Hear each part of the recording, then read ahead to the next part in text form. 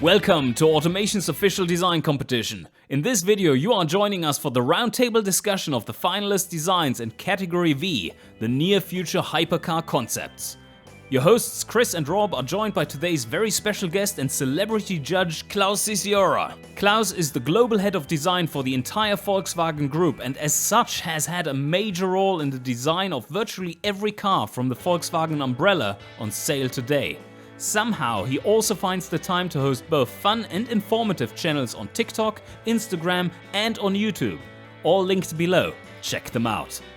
We'll start by asking our special guest a few questions first, and then we'll dive into a more in-depth analysis of each finalist in an open roundtable format.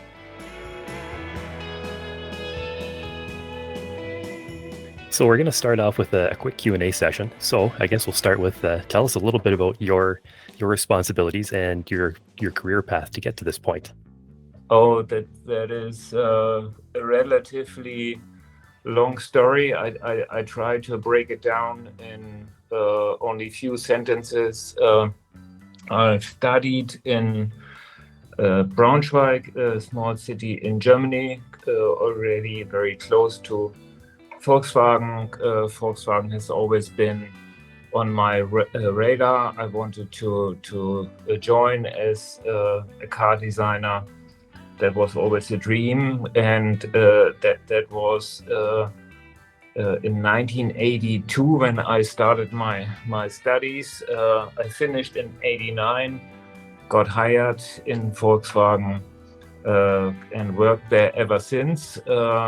I went through many projects, many career steps, worked my ass off to climb up the ladder. Finally made it to the head of design of the Volkswagen brand. Have keeping this position for nearly 14 years.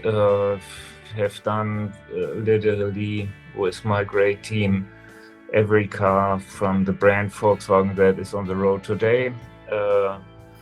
And a few more to come. And since 19, I'm honored to have the position of head of Volkswagen Group design, so being responsible for creating all brands that are in the group, steadily growing the number of brands, a new one coming in. Most probably next year you will see the first results, first stuff from them, from us. Great responsibility, great job, cool projects, tons of creativity that's in there. And great honor and great fun. Wonderful. It does sound like quite not only a very responsible job, but a very interesting job that never, with such a breadth of brands and cars that Volkswagen makes, it's probably never a dull moment. Yeah, that's guaranteed. Yeah, no dull moment. You enter future. Yeah, if you're in one of our design centers, you're always a few years ahead, at least, if not decades, and that's of course great if you can have your share on designing it. Yeah? And the very international teams that we got all over the world are of course daily challenging each other and of course also me, and that's also great. Keeps you awake and young and fresh. Absolutely. So I guess the next question is, how did you get into being an automotive designer, and when did you realize sort of in your life that was what you wanted to do? That was already in school times. I always had the big favor for drawing, and I everything that was moving, I drew it. Yeah, so cars, of course, motorbikes, boats, planes, and every sheet of empty paper I filled with my sketchwork, totally annoying the teachers. But I then had the behavior to sit in the last row, and when they shoot questions at me, I had the chance to be a little bit covered. I then trained to hear with one ear. So at least I had a glimpse of what the question was, and tried my very best to please them and to answer. So and I lived through the school days. Made my degrees to be able to study in Germany, and then studied. So it has always been a dream. All my energy went in it, and if you feel that, if you hooked up by a dream, you try to reach it. You try to fulfill it, and that's of course something that people in the industry sense. Okay, that's a nerd, a design nerd. Okay, let's get him. So that can't be wrong, right? And for the talents out there, draw. Be creative, use tools, whatever is out there. Do cool stuff. That is so essential. That you train yourself all day long. Oh, for sure. I mean, I can even think back to my days in school. I got in a lot of trouble just doodling airplanes in my notebook all day long and not really paying attention in school to questions. To the club, then. Yeah. Except I went a little bit of a different direction than going into design. But so I guess that kind of ties into one of my next questions is, as we touched on earlier, we have a lot of people in our community who are seriously considering a career in the automotive industry. What advice do you have for those young people looking to pursue a career in the field? I would say, don't be shy. Get in contact. Internships are a great way of getting in touch to see if the company is the right one for you. If you like the atmosphere there, if you see chances to form a career in that company, and you get to know the people, then they have you on the radar, and that's for sure the best possibility to get in touch and to see from both sides if there's a match. So, and again, don't be shy. Try to get in contact. Try to be in touch, and that is always great and helps. And that, you touched on discovering the atmosphere and talking about the people in the company. My next question, then, it's somewhat related to that, is what is the biggest difference? Thinking back to when you started off as a designer, what is the biggest difference between your expectation of the job and the reality of the job? Oh, that back in the days, the technical possibilities have been up to a certain degree limited to what we see today. But one thing hasn't changed. You have a lot of respect as an outsider if you for the first time put a feet in a design center, and it is surprisingly futuristic there and different. So and the atmosphere is so great. So creativity all over the place is something that you only feel if you are going into a design center where only creatives are. So it's like a gathering of fanatics, and that's so cool. and I like that very much. That hasn't changed. It has grown bigger. What has changed is the number of projects, the fields of action. Back in the days, it has been the exterior design, the interior design, some details.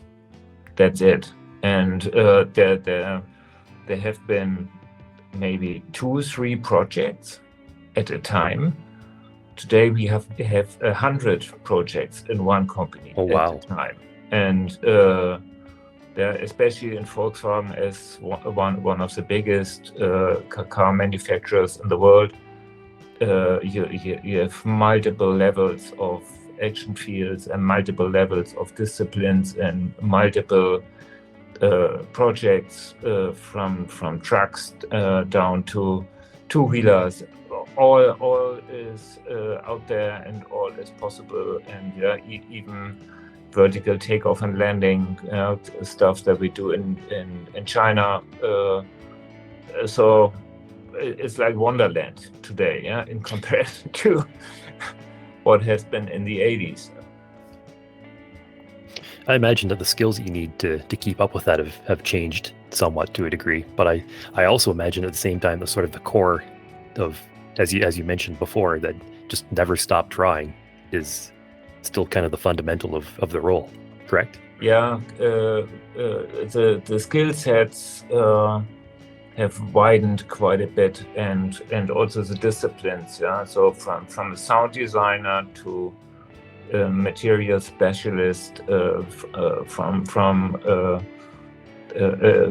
totally gifted and talented exterior designer to a user experience colleague. You have all possible design disciplines on board, even architects and psychologists. So it's a totally multidisciplinary team out there, and you have to cope with all disciplines. You have to have an idea what it's about, and you constantly learn, and that's also great. If you're an open-minded member of the team, you can learn your ass off, so to speak, and that's of course also great as your experience is getting wider and wider if you want. But we of course have also a lot of guys that are super happy to be in one discipline, and they have their headphones on, the pen in the hand, and you see them bend it over the table all day long, and they are in their creative world, and they do great stuff, and and then you have the other people that always look around and say, oh, okay, that's cool, and depending on the personality and what you want to achieve, there are also multiple possibilities out there.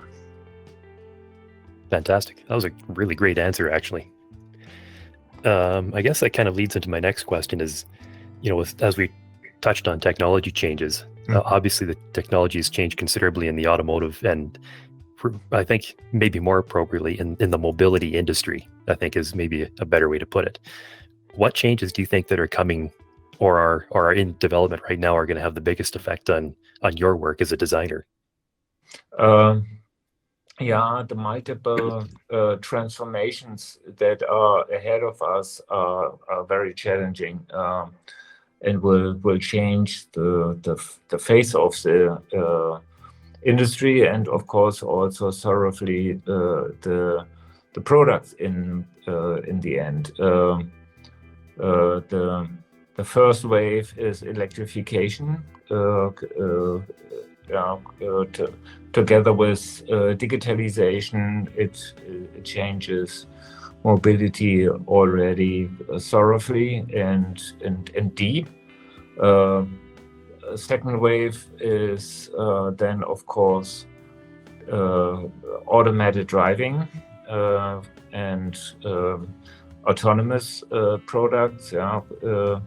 As soon as software stacks and actuators are able to drive wherever, under whatever condition, and you don't need to touch the wheel anymore, then will come the point where it starts to disappear, where you're saying, okay, nobody has ever touched it, so get rid of that thing, and people are start to be bored by having a steering wheel in front of them, and they want something else, and then cars will see another big change, as this is no longer a working place. That will also change thoroughly a lot of businesses. So imagine all the truck drivers. When a machine is overtaking, so they are freed of sitting there all day long and staring at roads. So what do they do then? And what will be their job then? Just load, unload, and do the paperwork in digital shape then. So overseeing the action of the car, taking a nap, working, enjoying movies. I don't know.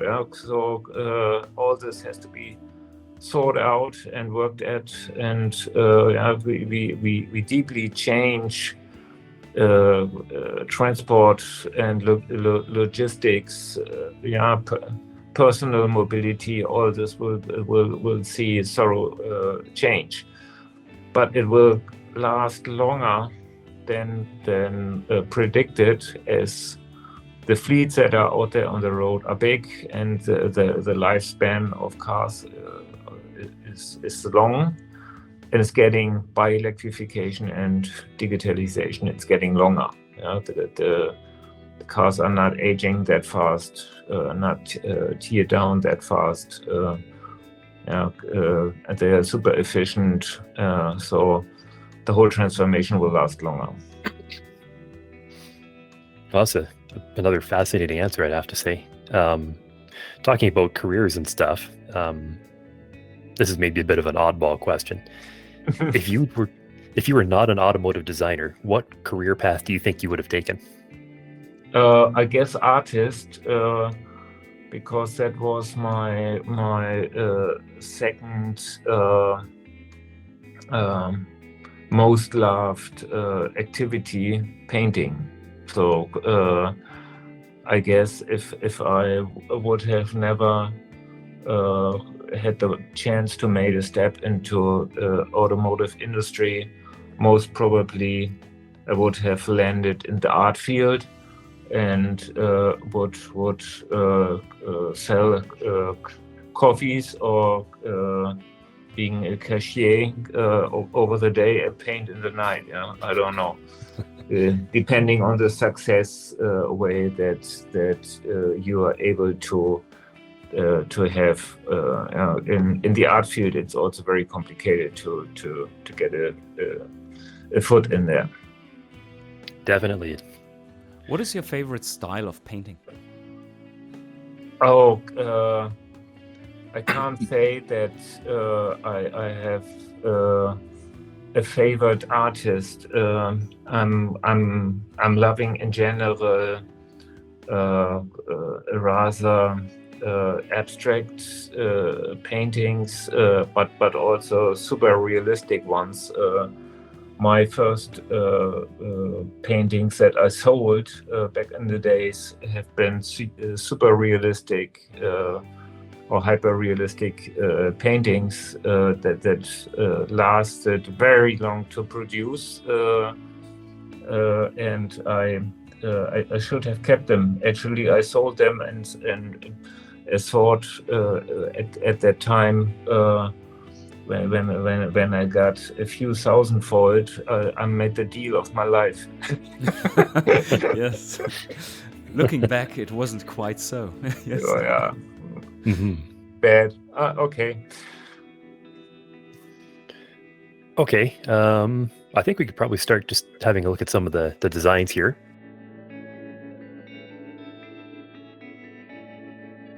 To explain a little why I gave it an overall 12 out of 20,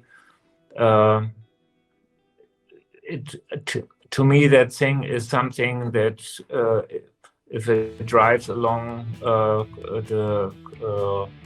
the road today, it will not turn heads very much. Yeah, some will say, "Oh, sleek car, never seen it," but then that's it. Then, yeah. So for me, it's not that outstanding, not that spectacular. Even hypercar, I would say, yeah, maybe not so much. Yeah. Although the car is designed in a way that it is relatively consistent. That's why I gave it a 7 in design consistency, and it has also a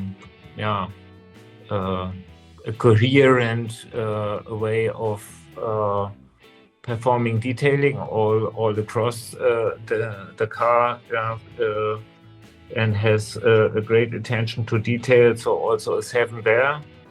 Yeah, in the creativity, I'm on a 6 due to the fact that it is not something that is giving you a shock or something totally new, or they would say, "Whoa, awesome!" That's a kind of a dream machine, hypercars, something that blows your mind. Yeah. So I generally like what's going on with this design. It's got some really nice, pleasing shapes, and I really like the front end treatment of this and how it relates to the rear end. The thing is, it's such a big vehicle and such a strange shape in context of a hypercar that I don't really think it actually is a hypercar. Like, this just feels like more like a really fast GT car more than anything. It doesn't have that sort of ooh and ah presence that you expect from a hypercar. To me, it has definitely not the presence of a hypercar, but the presence of something that I absolutely love, and I have voted for it as such in the judging. I just think this is astoundingly beautiful, apart from maybe the air brakes at the rear, little warts. But yes, I think this is something that is rather unique looking. I haven't seen anything quite like it, but at the same time it feels so familiar, and I can't quite put my finger on what it is. It's futuristic, it is brutal looking, especially from the front side, and with its little bit of a stubby front, it's like, I don't need sleekness to be fast. And the shape of the headlights there is, yeah, the shapes, the angles, just extremely strong design in that sense. There are a few unnecessary pieces in this, which could have been simplified slightly, but overall I really love the shape. Maybe not as a hypercar, just as you pointed out. Yeah, and I think something else that, especially looking through the front and front three-quarter view, I think something that didn't really help this car out is that the shade of blue that's been chosen here is extremely understated. It's maybe even too understated for a hypercar. And it's, again, the kind of color you'd expect to see on a luxury car or a GT car. The sort of understated, go under the radar, look very sophisticated, but not really kind of grab your attention directly. I do like how subtle the rear diffuser is compared to some of the other designs that we have seen throughout the competition. It is just there, and doesn't make a massive statement, but it does add to the lines. I do think the shaping on the roof is very interesting, and how that also, it is thought out as it is creating those tunnels or those channels for the wind, and then right behind them you have the rear air brakes sitting there, which can fold up, and that is just smart design there, I think. And also the rear spoiler too. Yes. Speaking of odd, these patches over the rear wheels, I'm not really sure what they are. I think they're some kind of retractable air vent, or maybe another type of air brake. I'm not really sure, but that just kind of sits. It just sits on the rest of the design and stands out in a way that's really not very appealing, I don't think.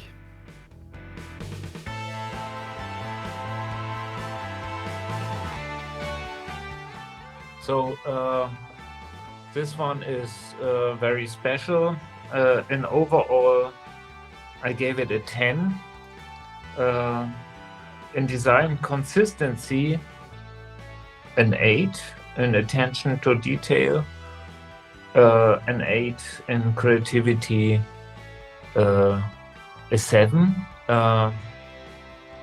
Why a 10? To me, the car looks a bit like out of adventurous fantasy movie from 20, 30 years ago, especially the frontal view with this very rounded windshield is giving the car kind of impression of being kind of a Batmobile or something, and that is not so futuristic and not so special. This rounded, bubbly greenhouse has been around for decades already. But the consistency of the design. So if you take into consideration, okay, that's the way the colleague chose, to give it this rather iconic or harking back to great cars in the past, this flavor, then it is done very consistently. So, and that need to be honored. Also, the attention to the detail is very high, down to badges on the side, and the aerodynamic elements all around are greatly done. So I would say also not too bad. I do have a question for you there. How would you approach adding retro influences into a design and know where to draw the line? The general flavor of a certain time is inherited by proportions and of course lines, graphic elements, shapes or surface treatments. To do something fresh out of this need a great analysis. You really have to decipher stuff. So what is making this thing so special? Break it down into the elements and then create a new interpretation out of it that is not only contemporary but also leading or paving a way into the future. But of course, this is something that needs a lot of time. And as this is always brand related, up to a certain degree, you have to study the brand, you have to dive into the brand, you have to understand the core of things. Also, technology plays a major role here, to really think, is an element necessary, or is it just an decorative part that can go because it has no reason to be there. This one is very retro modern. It's very 1960s in terms of its body shape, but it's got a lot of very modern and sort of futuristic touches. I don't really know if it's that well implemented, to be honest. Like, I'm not really a big fan of how the rear wing just feels like it's been slapped on. And the front headlights, they're so low, they really take away from the design, I think. It gives, from the pure front view, this is such a wide and low body at the front that what you need to do is build up some visual height with, make it not look quite so wide and quite so flat, and this design just doesn't do that, unfortunately for me. I'd also like to point out that the choice of color is not my favorite. It's kind of this not really red, not really brown, not really orange kind of color, and I just don't think it's really very appropriate for a car of this type. Especially not when you're thinking of the 60s, which I fully agree with. This is based on a 60s body, and I think that choice is quite interesting. It does have lots of the design elements that you would expect from it, but the implementation definitely is a little lackluster in parts.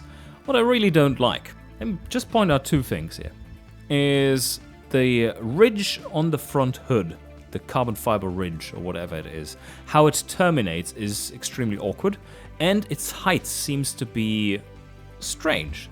It is just feeling like it has been glued on top there and it's sitting there for some odd reason. I can't quite figure out why there would be this ridge. And then, if you swing all the way to the rear, you get OCD trigger warning. That scoop is not centered. It is pointing slightly off center, which is making it extremely uncomfortable looking. Yeah, it's one of those things that once you see it, you just can't take your eyes off of it. It's not really what you want to do with a car like this. Have your eye kind of flow nicely from one part to the next to the next. When you look at it from the rear, and it's not even like a camera angle thing, it really is offset slightly to the driver's side or to the left side. If you're not from that market that's left-hand drive.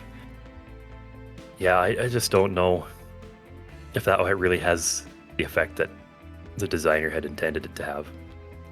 I also really don't care too much for the tail light treatment, especially the brake lights on the sides. It just feels a little bit unfinished and a little bit incongruous with how the lights interact with the body, especially with that center panel of carbon fiber, and how they look in relation to each other. It's just, something feels off about it. I think it is an interesting choice here. It definitely feels uncooked. I fully agree with that. But the general shape on the rear is very interesting in terms of it's quite fitting, apart from, let's say, the implementation of some of those aspects. I think it's quite fitting overall. Then, what kind of taillights would you have put in this? Because this shape of body is just screaming and calling for round taillights, isn't it? Yeah, although a lot of the cars that this mimics from back in the 1960s, they used the round taillights just because, well, if that's what we had available, so we're going to slap them on, and if they work, that's fine. If not, whatever. The first and perhaps only consideration when they put those on back in the day was, we need something, and these are available, and that's kind of it. I think this needs some kind of futuristic light treatment, whether it's like a light bar or if it's like a bunch of very small elements that come together to make maybe a shape that's either quite a modern shape or a shape that's reminiscent of sort of a legacy kind of shape from the era that this car is trying to be part of, or trying to evoke memories of. I think that might have been a bit better choice overall.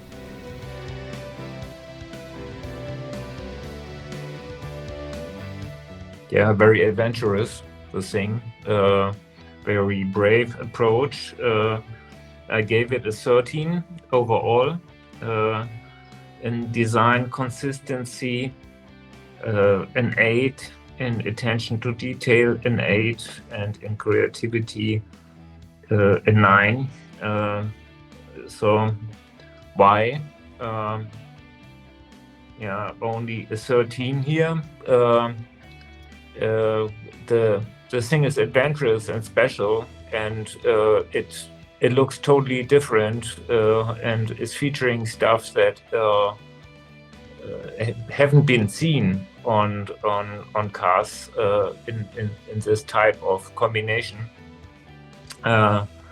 So somebody has left the comfort zone here and has brought something to the table that, of course, is also polarizing. Yeah? So, is this beautiful? That is a pending question. Then, yeah. Is it consistent? Yeah, at least. The design is very consistent throughout. With all elements treated with the same surface language. Also, the colleague here made up his mind on aerodynamics. Maybe the drag coefficient wouldn't be surprisingly bad. I guess it will be relatively good. Although this is only guessing, but I honor this step out of the comfort zone, the brave approach to bring something to the table that is unseen and new. But in total, it's not a very beautiful or elegant piece of design. So that would be my analysis here. So we have a return from category J of the electric supercar. And this is very strong statement once again. Very aerodynamic forward. In fact, as I mentioned in that video, this car is 100% about the aerodynamics to the exclusion of everything else in it. And it makes for a very interesting design, but I'm not really sure it's a very practical design. It looks like it'd be very difficult to get in and out of, and I think when you're in the car, it would feel extremely claustrophobic because of just how tightly the body has been cut away to the passenger cabin. It would be... I hope you're small, is all I can say, getting into this. And I hope you're wearing leather sole shoes to not scratch those massive body panels that are, under tray panels that are going to support your feet while you try to climb in there. But yes, I think the real quandary with this one is the inconsistency between front view, which is modern, like current year modern, and the rear or rear side view, which is very futuristic. And yeah, I think the each view has very nice aspects to it. But the little bit of inconsistency there, of course, that does put a bit of a dent in it for me. But overall, I really like how the general shape of the tub is coming forward. And it just looks so aerodynamic and nicely crafted, especially this underfloor, overfloor. What do you call it? The overfloor? When it's just, when there's nothing on top? I don't know. But the airflow around this is very nicely modeled. Yeah, I think you'd actually call that, I mean, in the case of a Formula One car, they just call it the floor, basically. And that's really what this is trying to emulate. It was like a Formula One car or like a Le Mans prototype. You can actually even see right behind the front wheel arch that there's sort of an intake underneath and a very strong Venturi section that kind of dips down under where the door is and then very strongly towards the rear diffuser. Like, this thing is going to produce huge amounts of downforce. And I can imagine it would be an absolute star on track days. But I agree that with what you said, Rob, is that from each angle, this car kind of feels different to every other angle. And taken by themselves, it's very quite nice what you see at every angle. But as a whole, it doesn't really feel very consistent.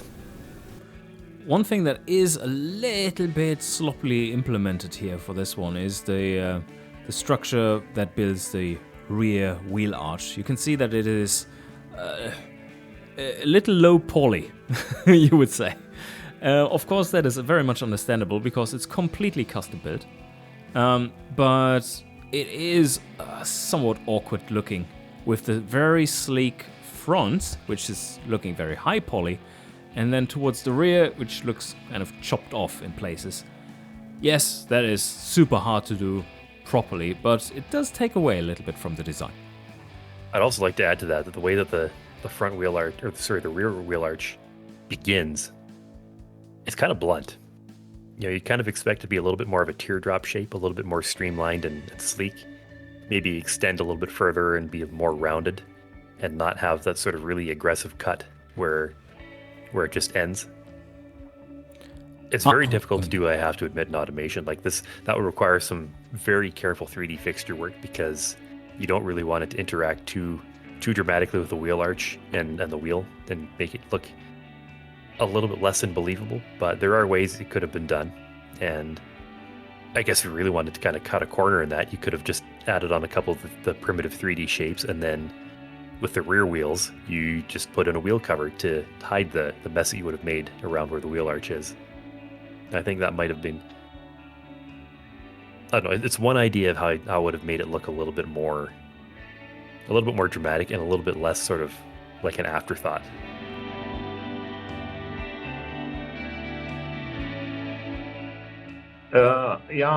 Total score 14.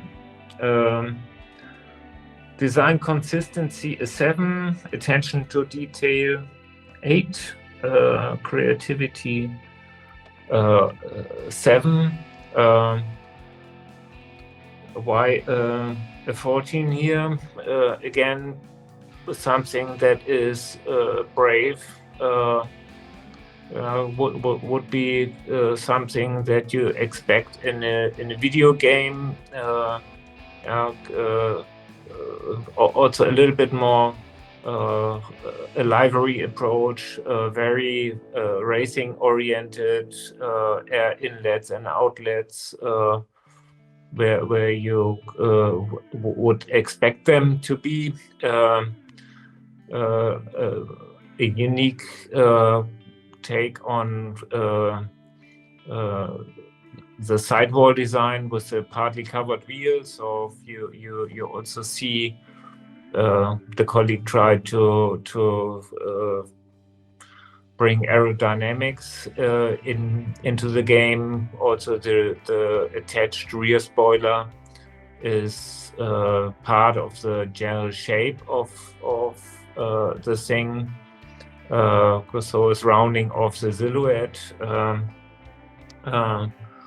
But it also here leaves some white spots and has a rather Chinese or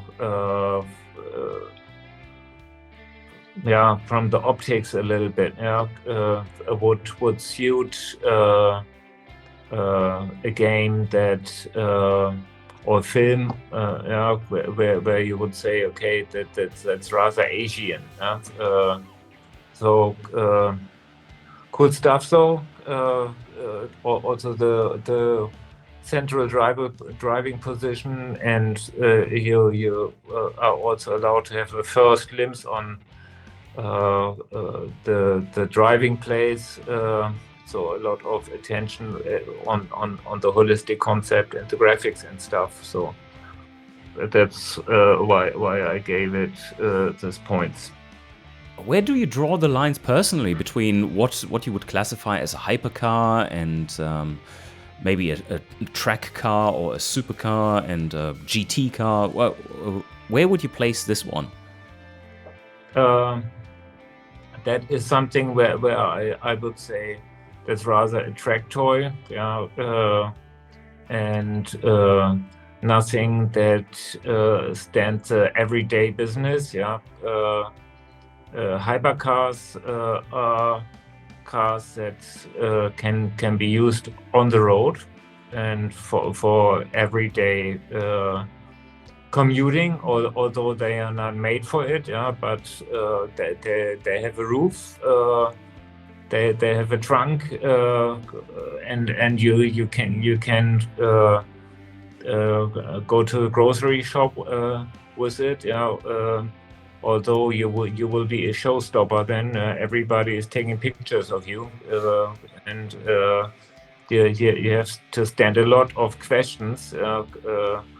But of course, that's to own things like this is a personal statement. Yeah, absolutely. And yes, I have seen that happen. Yes, good stuff. One question I have regarding livery on this. How would you choose coloring for your livery when you want to spice a design up like this? But what would you consider when doing something like that? Graphical elements and colors can make not so outstanding design totally outstanding. If both fits together, you have a chance to create icons that stand the test of time, and especially Porsche has proven that in the past. There are color schemes out there that are copied by many manufacturers in many cases, even going down to fashion, and all this is coming from this unique combination of colors, livery, graphical elements. So it's an art of its own to create stuff like this. You also have to be very brief. Here this is relatively decent. And the white squarish line on the shoulder running from front wheel to the top of the back wheel is rather harming or disturbing. But it doesn't matter.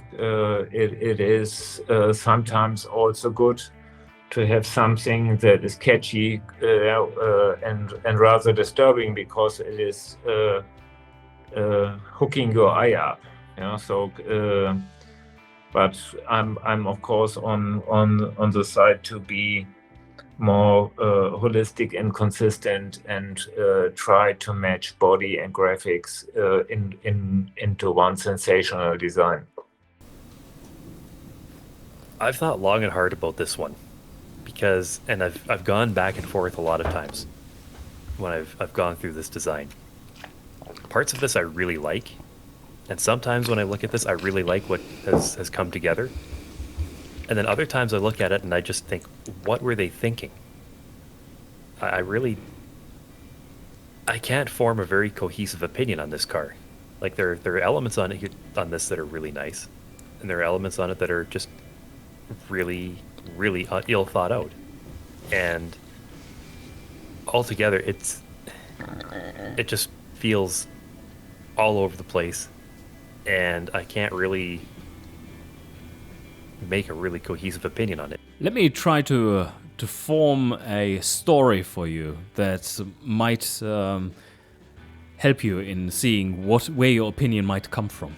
And this is, you take a single-seater race car that is a track day toy, but one that is purist and sleek and has basic shapes all in place. It's slightly futuristic, but not overly so. And it's perfectly functional. And now you create a superhero-like toy out of that one. And you put on a lot of little things here and there that could be cool. That adds a few shapes here. It makes it look more interesting, whatnot. And then that was not done by a designer that knew what he was doing. That second part of it. Not the first one, the purest race car. But the end result is something that is pretty close to what you describe, I believe. And that is, it is all over the place.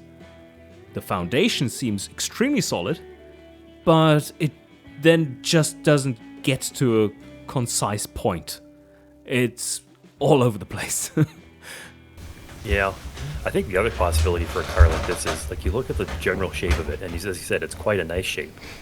This maybe feels like a more restrained kind of supercar that started off as, you know, I mean, it's a little bit ridiculous to refer to a supercar as kind of an everyday car, but you could imagine this car starting out in life as a very tidy, a very handsome, sort of everyday kind of supercar that you wouldn't really give a whole lot of thought to, and you'd look at it and say, yes, that's a very pleasing design. But then the race team, or their high performance division, got their hands on it, and then they got out the sawzall and started cutting bits off and adding things, and maybe they went a little bit too far in turning this sort of handsome, pleasing everyday supercar into this sort of kind of a one-off concept car for the racetrack and racetrack only. The end result is that there's just too much going on here, I think. And that is maybe best illustrated by the fact that there's just so many different colors going on here that don't really work very well together.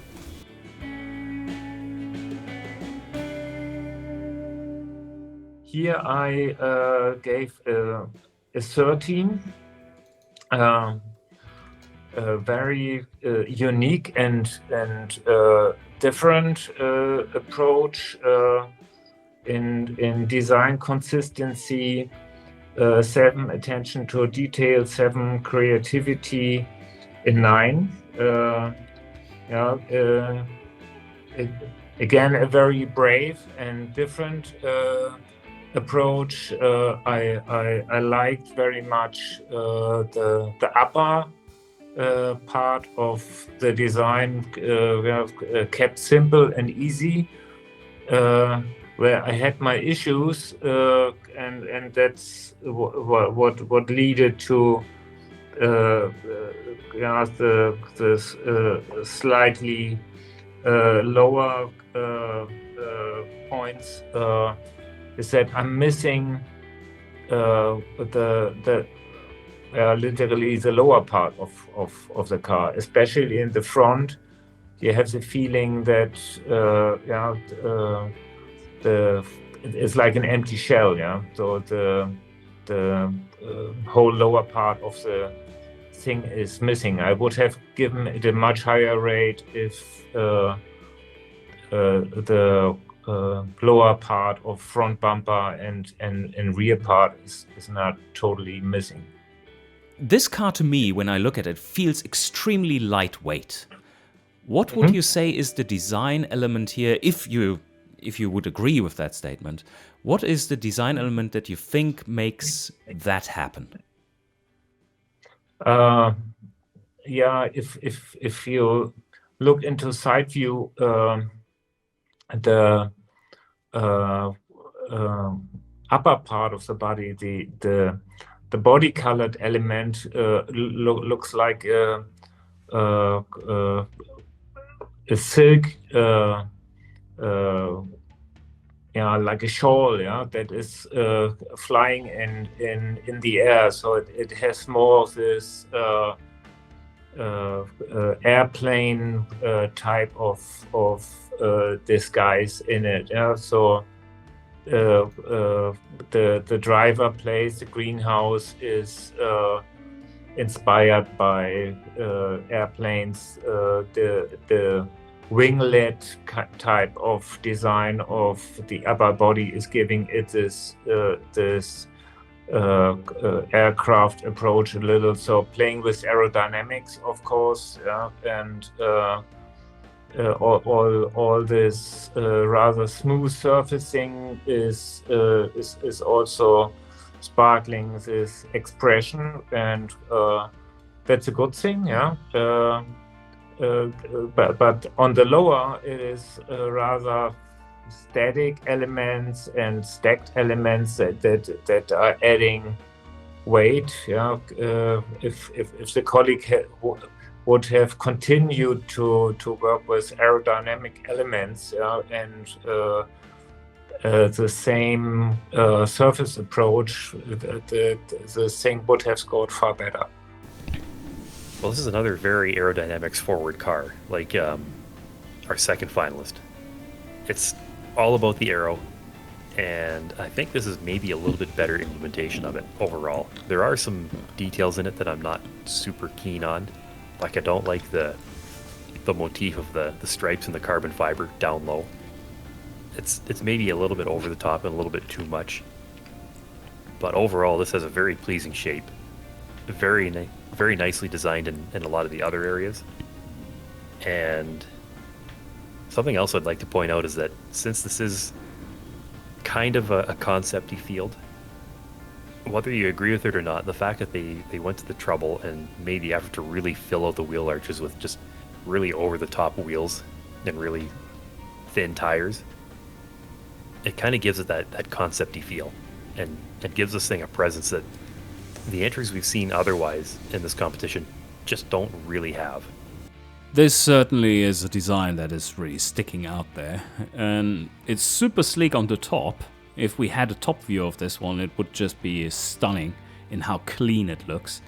But from the especially lower angles of the sides, it does get quite busy, doesn't it? With all the lamella, slat here, slat there.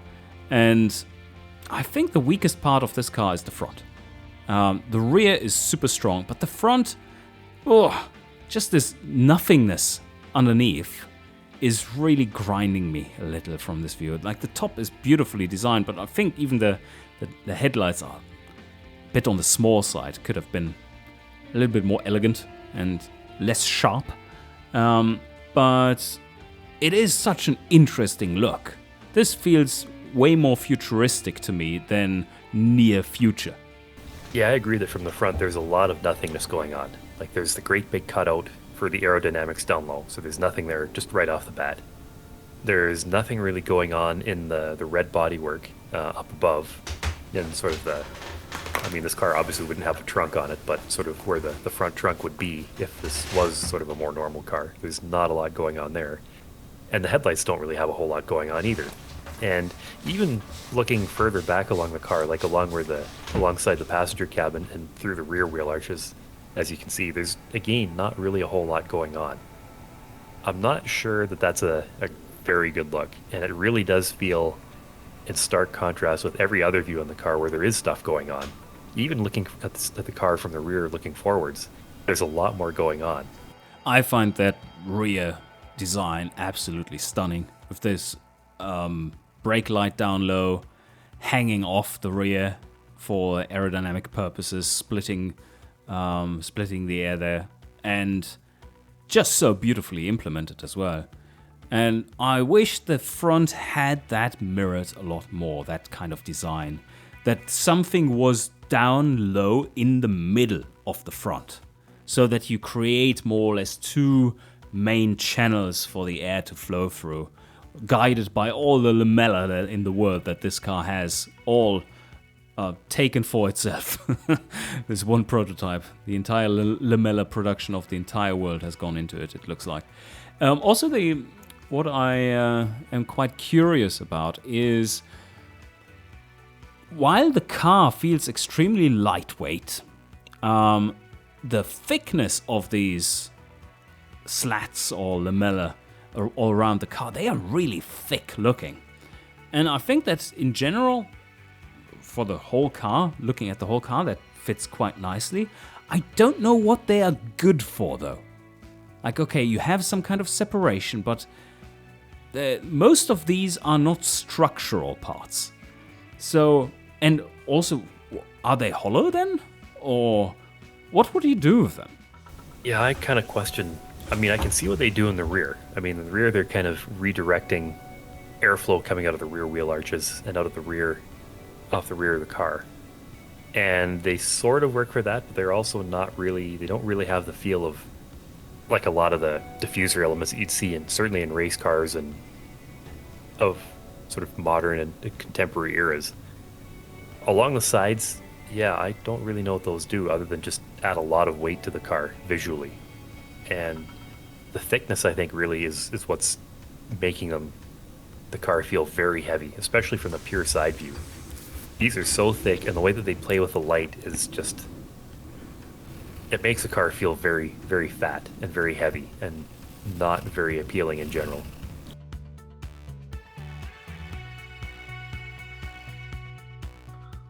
So that's an awesome piece of work. 18. Oh wow. So my clear winner: design consistency, a 10, attention to detail a 9, and creativity a 9. The whole thing is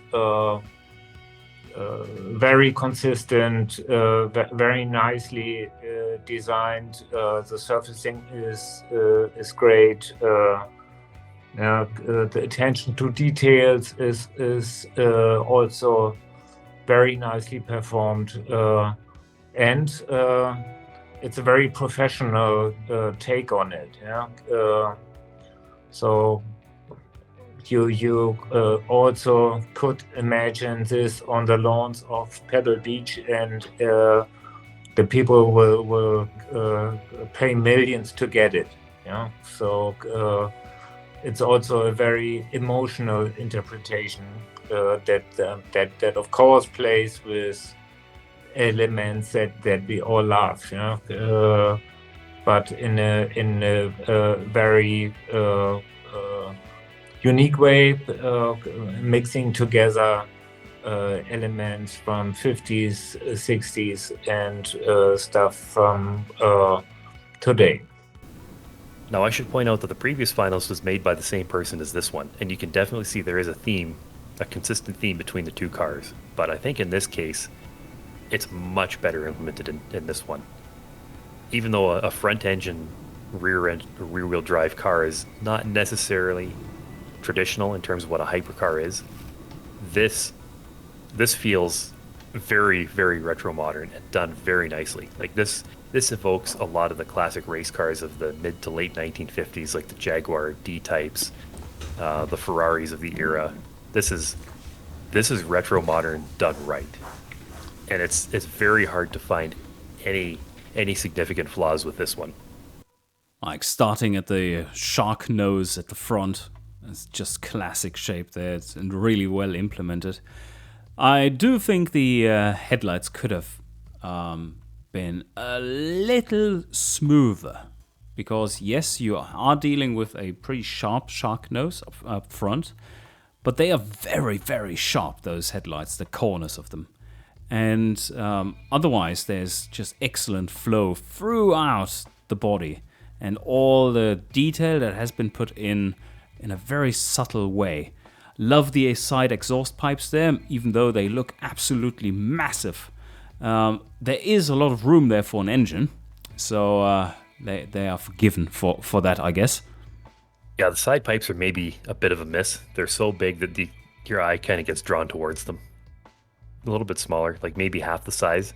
They'd still be huge, and they still have the effect, but I think it'd be a little bit more realistic in terms of what you'd expect to see from a car like this. I'd like to point out that of all the cars that we've seen so far in this category and others, this is maybe the most realistic, most believable diffuser I've seen on any car. And it's not only is it realistic and believable, but it's also implemented in such a way that it doesn't really stand out. Like it's not the thing that draws your eye in, especially from the rear view. There's so much other stuff going on, and it's colored in such a way that it's there, but it's not everything and all that you can see. And I really like how that's been done. It is not trying to shout race car at you.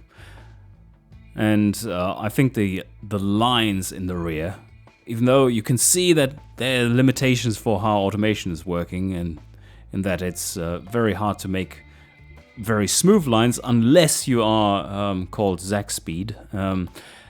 The rear light, or the tail light, which is barely visible, but it's the thin line that goes on top there, that is very nicely implemented in terms of how it flows with the body in general, and that it's barely visible.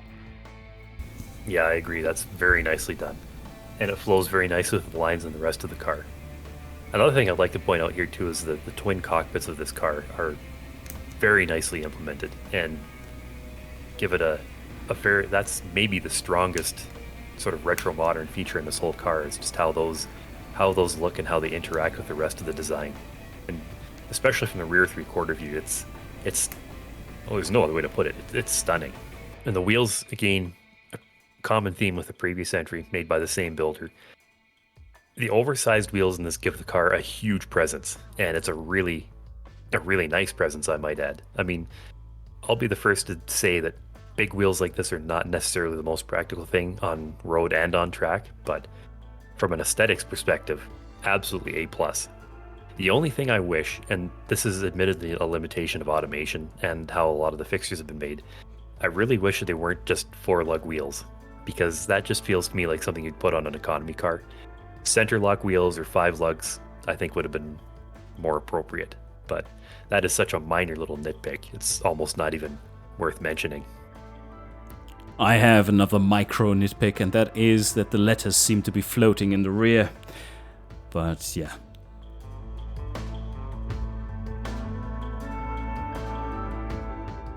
Also a very good take on a hypercar. Very interesting new elements. Some slight flaws. Yeah, especially the side view is not very elegant. Yeah, with this huge black hole there, where you think this looks a bit on its toes. Yeah, would need a little treatment in the belly and between the wheels. It's a little weak. Very interesting the way the spoilers on top of the rear wheels are designed. If you click along into the 3/4 rear,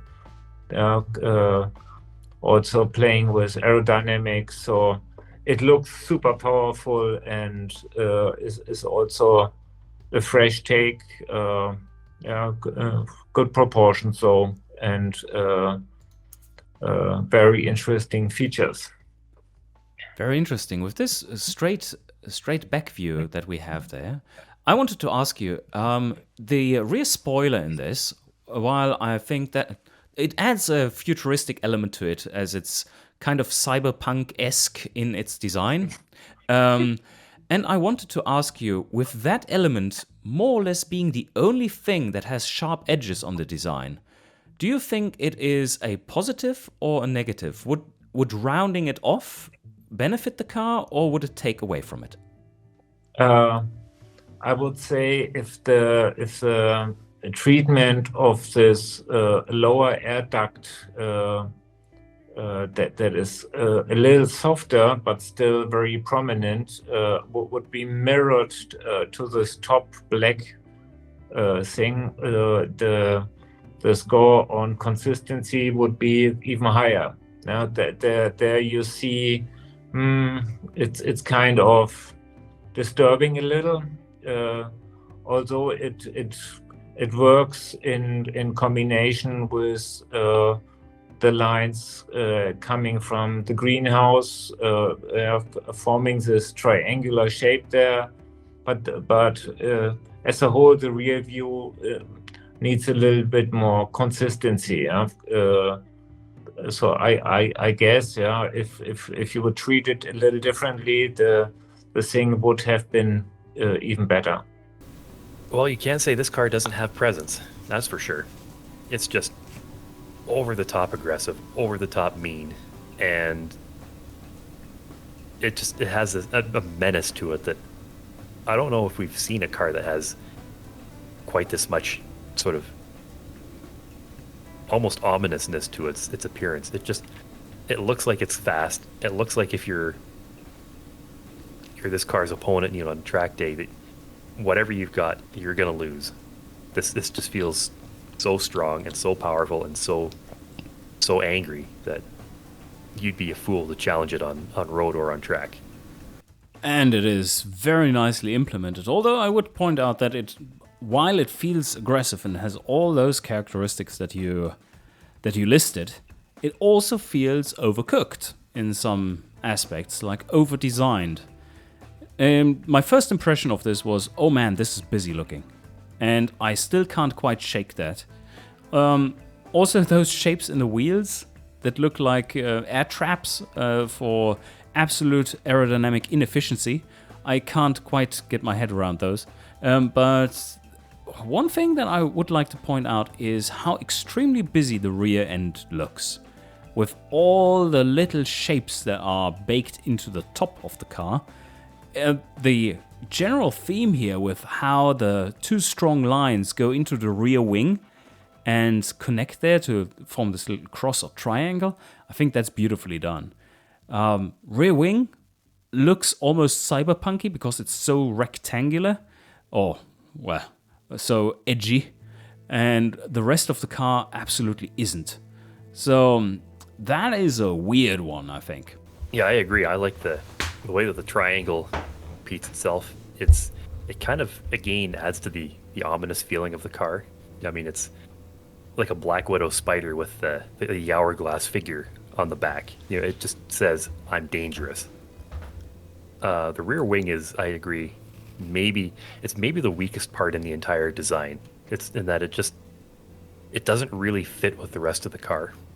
You know, everything is so sort of aggressively sculpted by the wind and rounded and flowing, and then you have this sort of very angular thing just added on, almost like it's an afterthought. It doesn't really match with the rest of the car, and it especially doesn't match looking from the rear of the car with the rest of the shapes going on. And adding to the not matching with the rest of the shapes, the badging on this car, the sort of weird little V and the little tiny subtle lettering on the right behind the right wheel. It's maybe a little bit unbalanced, I think. One thing I do think is quite odd looking and maybe a little bit of overkill are those little fins on the side, on the front sides. They look like razor blades sticking out of the car. It's definitely not getting the pedestrian safety approval there. But otherwise, this almost... what is it called? Like it has some aspects of open wheeler to it because it has those massive cutouts between the wheels and the hood, and then there's a wing inside of that. I think that is very like modern F1 inspired with the multi-wing setups and so on, and like multi-stage setups, and I think that also adds to the busyness of this design, with how much you can see behind that going on still. And the headlights as well, they with the three stripes that are going on there, there's a lot going on here, and I think it's just a little too much.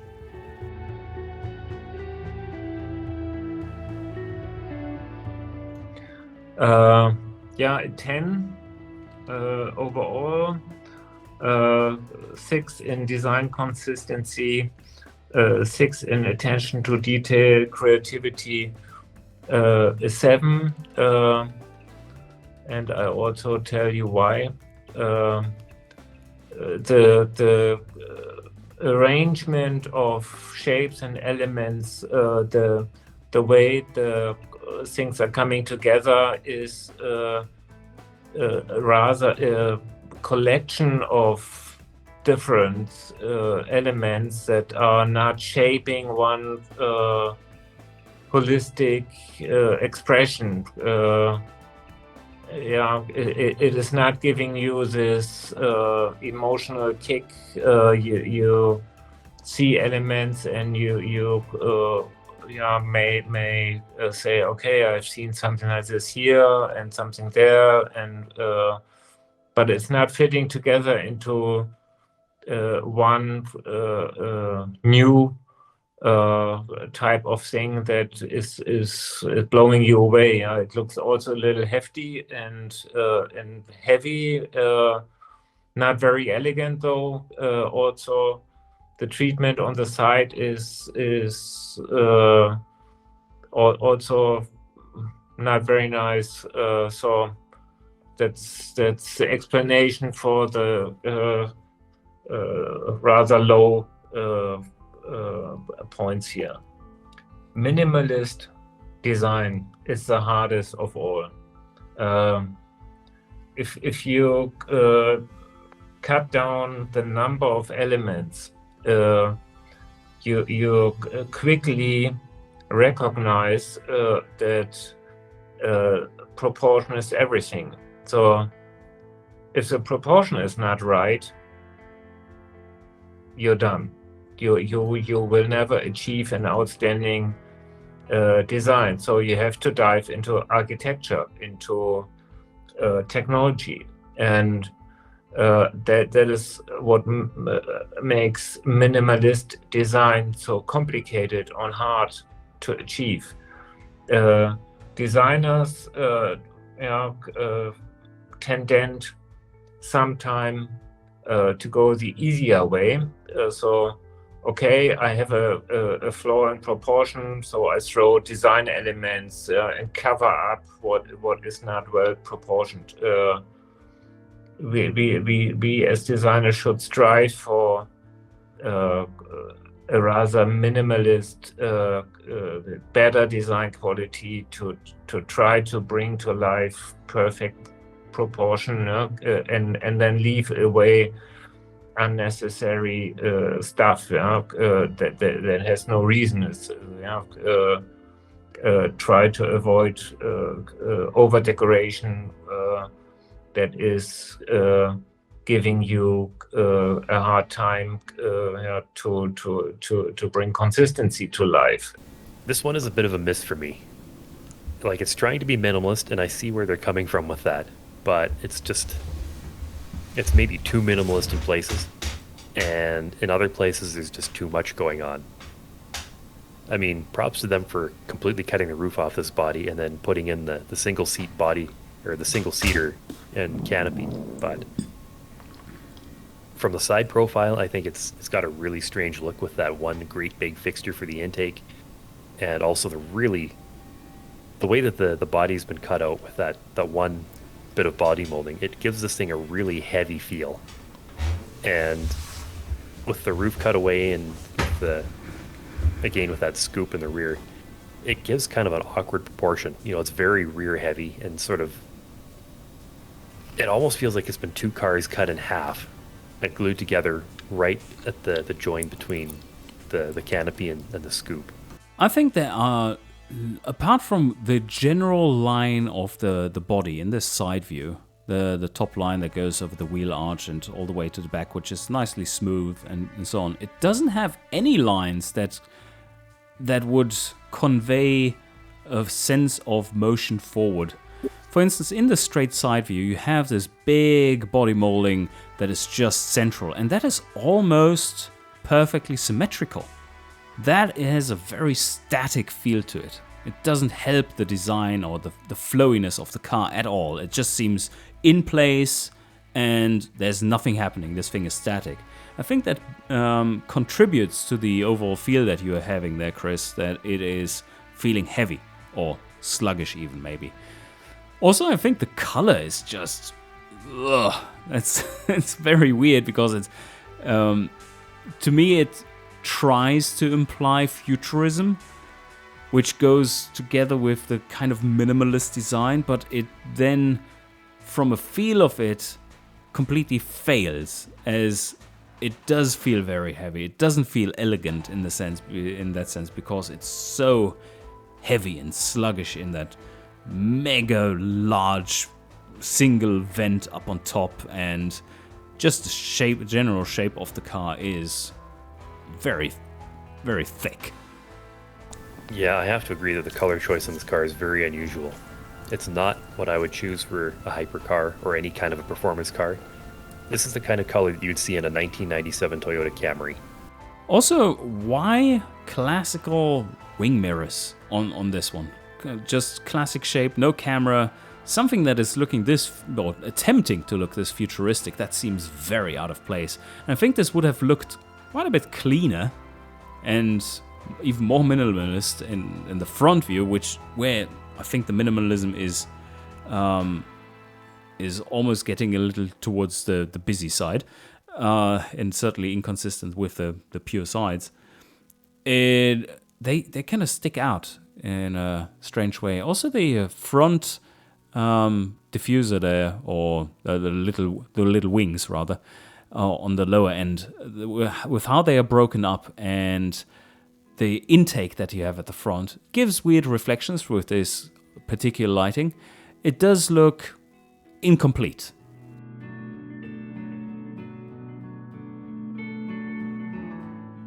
Yeah, here I would say it's a 13 in general design consistency.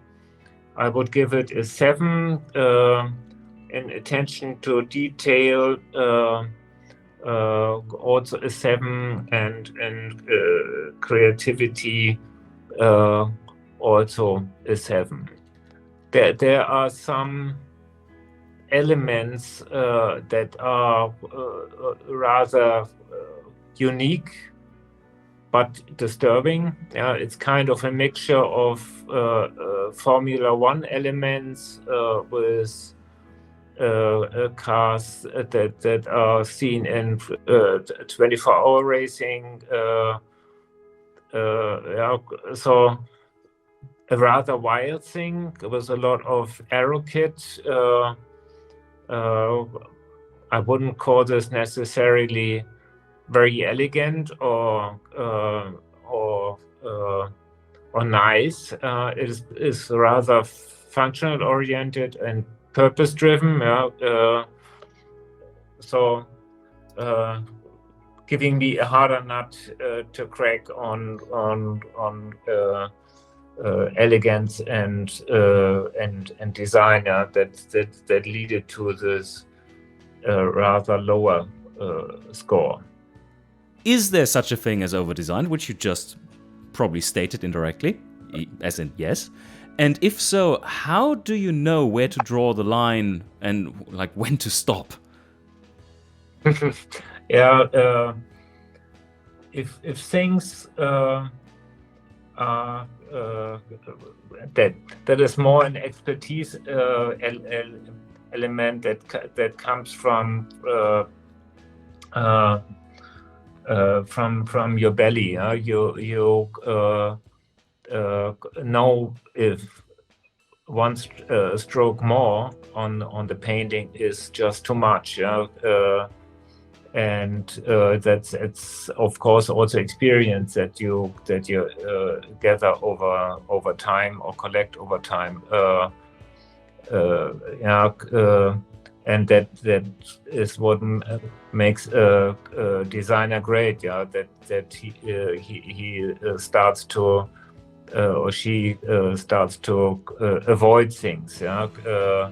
It's also your philosophy that you have. Of course, it's always kind of a personal thing. Also, so there's not a type of rule book, where you say or can say, oh, that's too much. Look here. The rule says not more than 6. No, this is not in existence. So it's more an experience and a gut feeling and an artful or design experience type of thing. That no, that has to go. That is too much, please. This one is very, very busy, and I'm not sure it really benefits from it. And the way that there's been a lot of mass built into the rear of this car, I just don't really like the way it looks. It's just too bulky, feels too heavy, even though you can tell from the interior and sort of the general proportions of it that it's actually a fairly small car. This just feels absolutely massive, and it does not benefit from it at all. I think from a design point of view, I would disagree. It's certainly working for me in terms of it's looking extremely powerful with especially that rear. It is very boxy. It is retro, I would say. This is clearly 80s inspired. And I do agree that the front is way too busy. There's some weird clustering of 3D fixtures going on in the front that was, I would say, entirely detrimental. And I believe with a little bit of cleanup, the brutishness of this design, and I would classify it as an absolute brute of a design. It is not elegant, but it's extremely powerful looking, at least to me. I think that with a bit of a cleanup here, that would have been absolutely stunning, at least for me. But maybe I'm just a sucker for 80s retro stuff. And just look at the interior inside there. That's also super interesting looking. Yeah, I don't know if I'd say this is 80s, so much as it's more sort of late 1970s, kind of evocative of the really crazy silhouette cars like the Group 5 Porsche 935s and BMW 320s, with the huge, enormous box flares and crazy body kits and enormous wings on it. That's what I think this car is more evocative of, is sort of that mid to late 1970s period. And it actually kind of evocative, speaking of the 935, a little bit of the modern reimagination of that from, I believe it was 2018, 2019, somewhere in there. But it does have that feel of being a kind of a continuation car of something that appeared in that time period. And I'm not really sure it benefits from it. I think I kind of disagree with you, Rob, a little bit, in that I do kind of like what's going on in the front. It's busy, but at the same time it feels functional. Like you can see that it's very, very aero forward, and everything that's going on there is designed to generate front downforce. I think we're talking about different things there, because I do like the very front. That is spot on, and it doesn't feel busy to me. The problem is on the sides, on the not on the side view. Like if you go to the front view, and you have that about, let's say, 1/5, 1/6 into the car from each side, you have an arrangement of 3D fixtures, which is like on the top there. How can I show you? Okay, look at that. Okay, I see what Rob is talking about here. It's the fixtures that are beside the nostrils on this side and also on this side here. I do tend to agree that it feels unfinished and probably could have been implemented quite a bit better than it already was.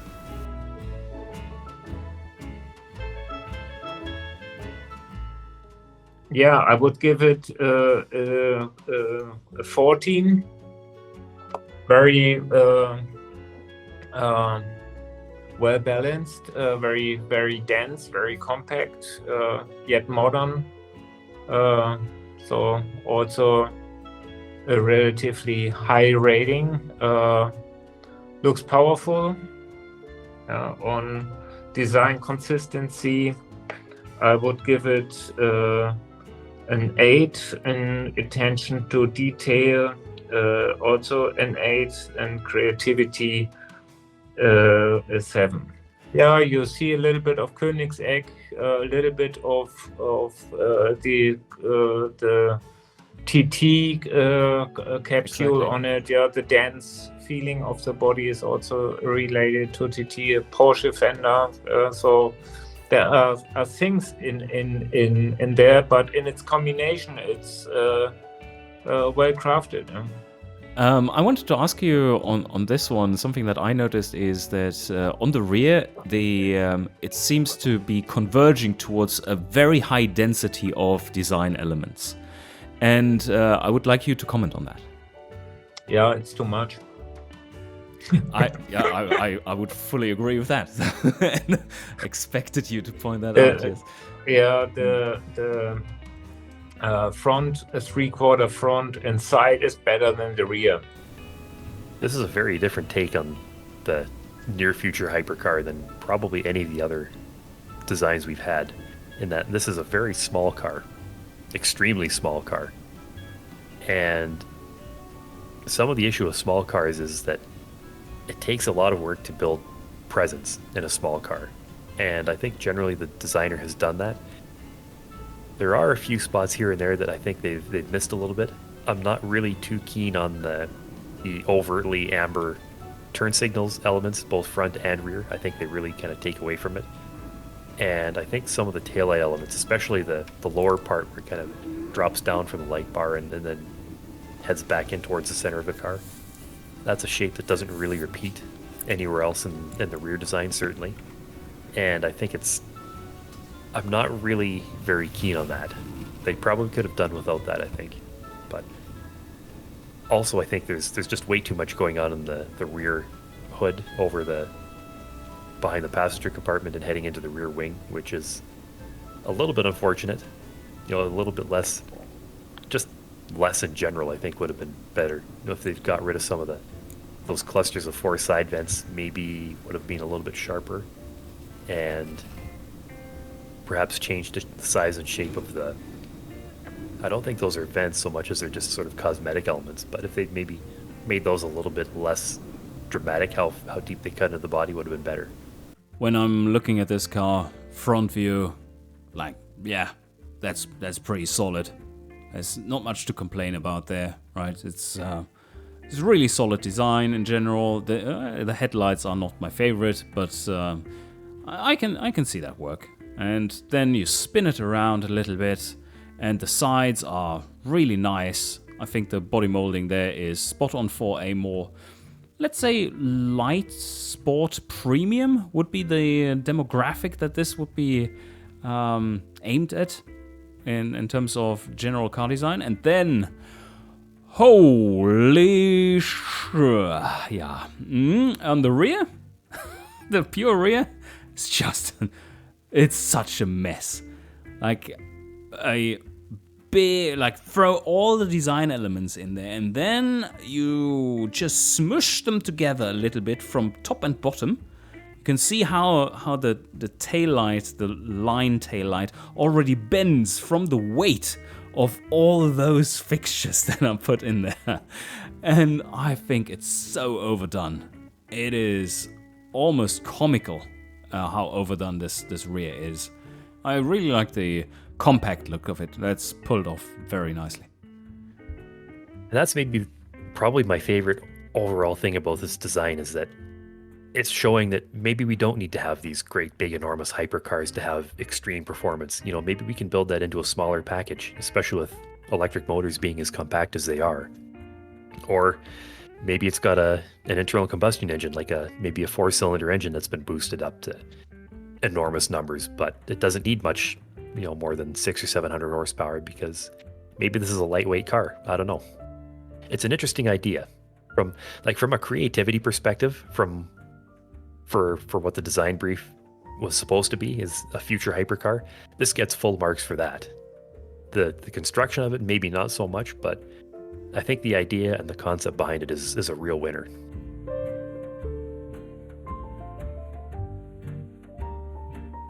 Yeah, so 11 has in total 14, and in design consistency 7, attention to detail 6, and creativity an 8. For me, this theme of picking triangular shapes has been applied consistently throughout the whole thing. On this rear wings,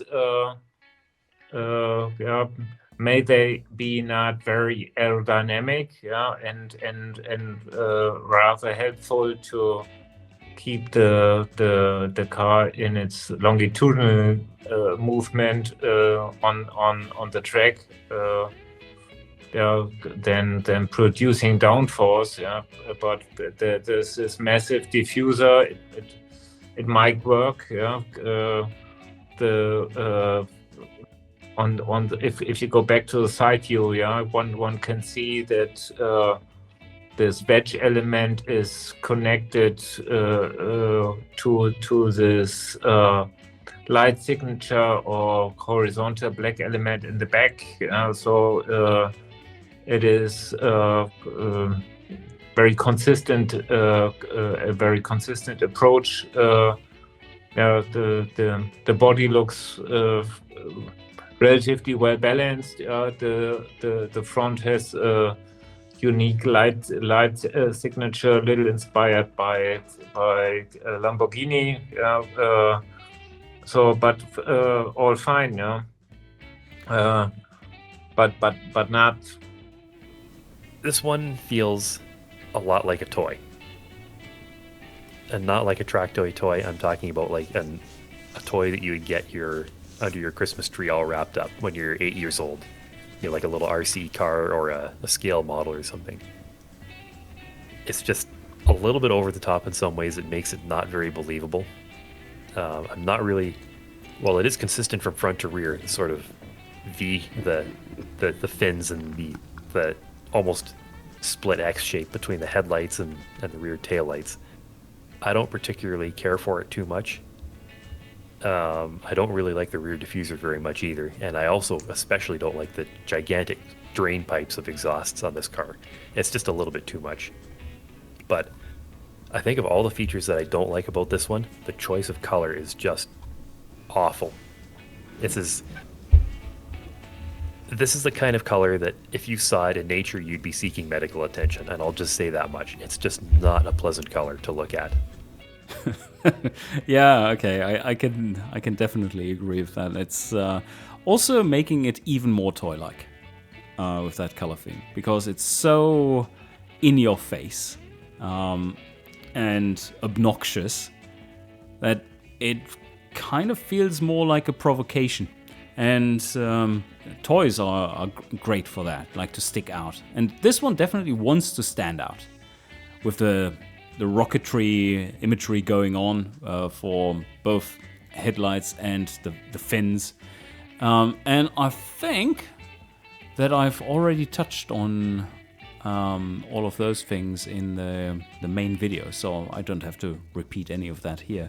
I think that was already a pretty good discussion there. I'd also like to point out that all the 3D fixtures going on here it's a little bit messy in places.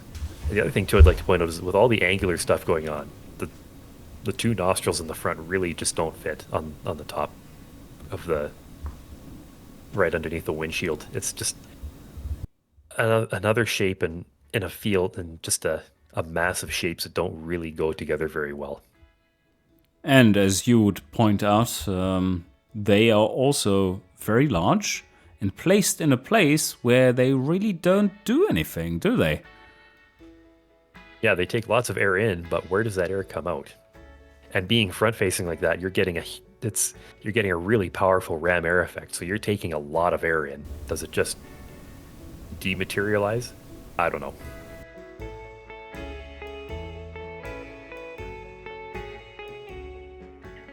So here we look at 15 again, and in design consistency, an 8 in attention to detail, a 7 in creativity, 8.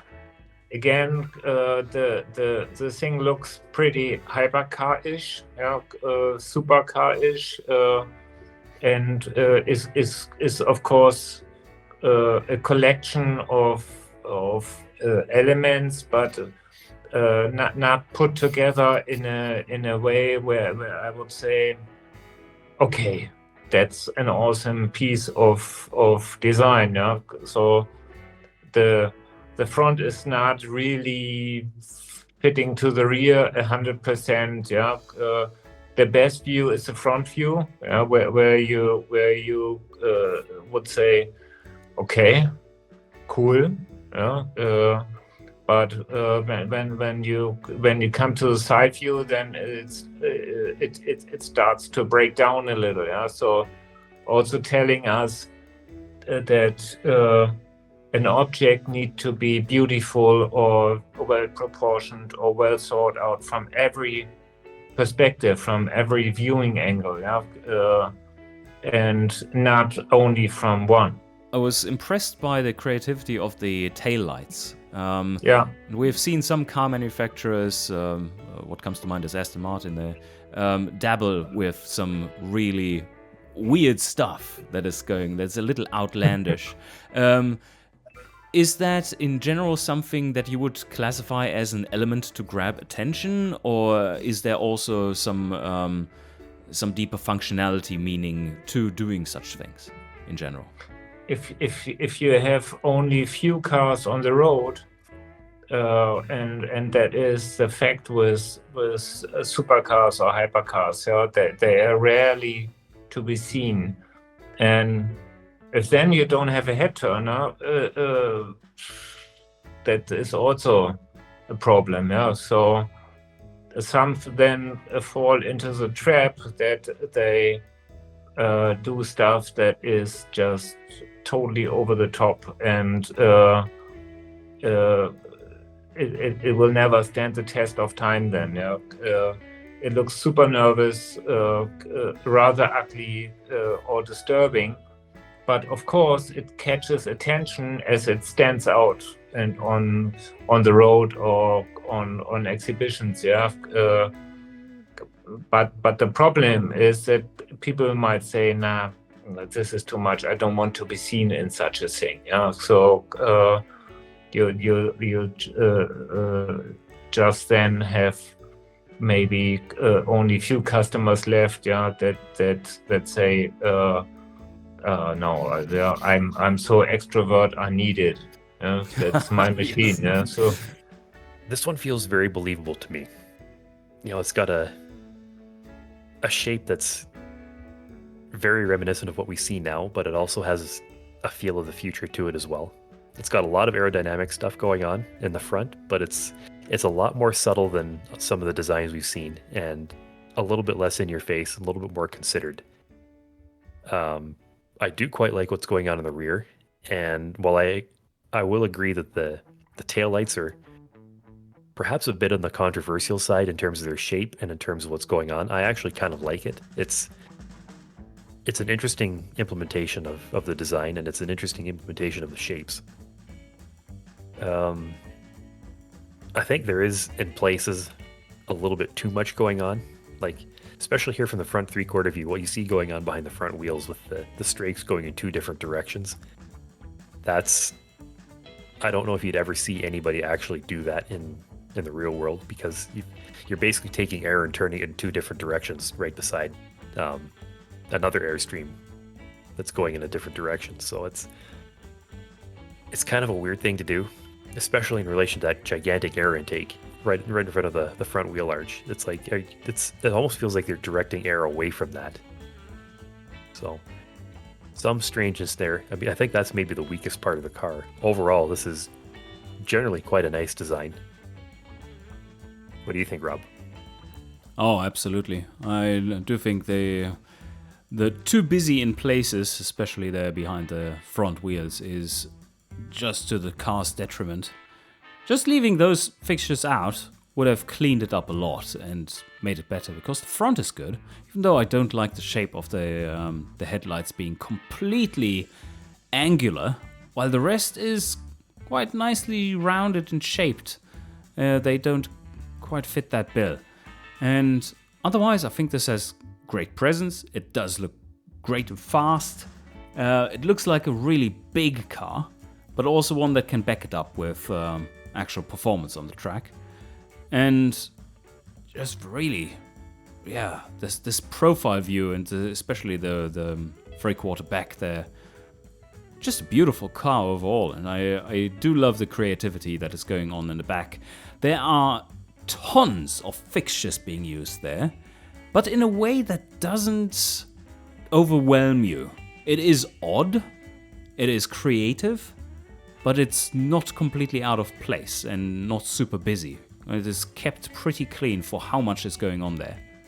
Yeah, I agree that there is a lot going on when you look at it, but it's not done in a way that's really like in your face. It's not aggressively done saying like, look at all the stuff I've put on this car. You need to look at this because I've spent a lot of effort on it.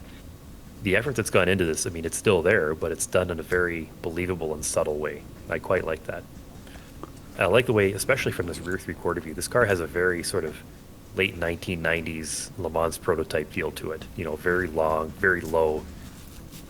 Kind of feels like another car that's been stretched out and elongated and turned into a race car. It's really cool. But I think my overall favorite view of the car is what you see from the front. I mean, yeah, the headlights are...